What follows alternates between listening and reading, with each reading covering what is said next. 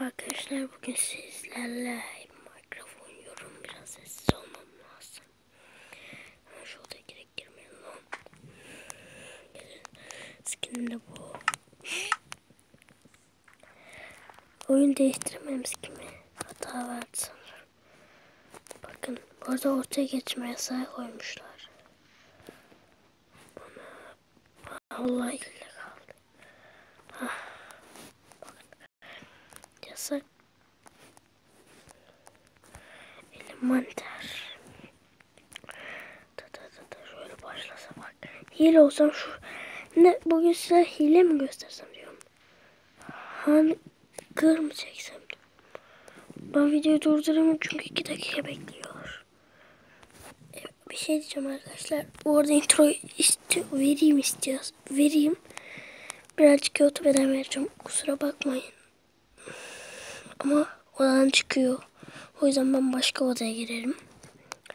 Ben o zaman videoyu durduruyorum. Ama Minecraft kapanacak. Geri girdiğimde ise bu dünyada olmayacağım. Yani oyun açılmayacak. Sonra bir daha gireceğim. O yüzden ben durduracağım.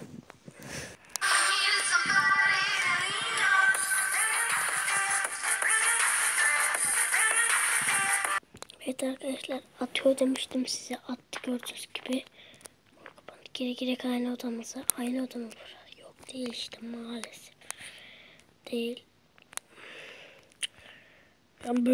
Yani böyle bir şey görülmemişti. Desem siz de doğru dersiniz. Ama bakın şurada sandık dahi gözükemiyor. Şurada bir tane gözüküyor. Ya Forge olsaymış Forge hiç görülmezmiş yani. Bak. Atma gözünü seveyim. Introyu verdim arkadaşlar.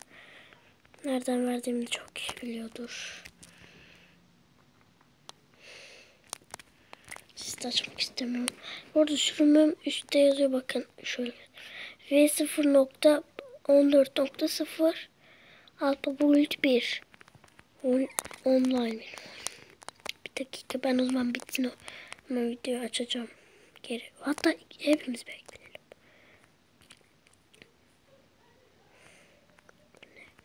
Şunu bizim biraz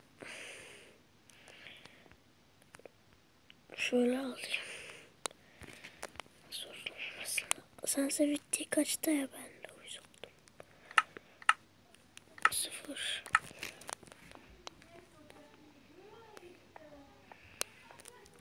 İşte lag oldu, düşün. Ortaya gittiniz, chest'i bir açtınız, lobiye attı sizi oyun. Üstünüzde hala elinizde zırhlar.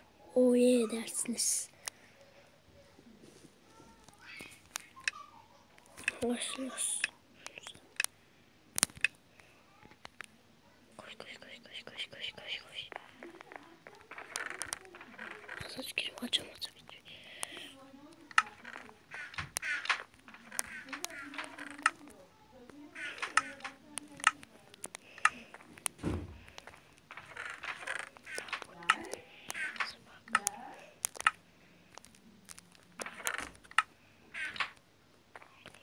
Ana.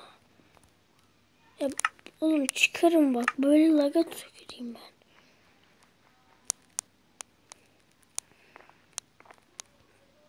Bakacağım. Bu nasıl açılıyor?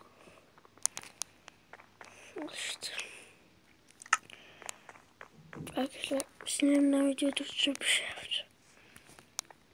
Şimdi evet.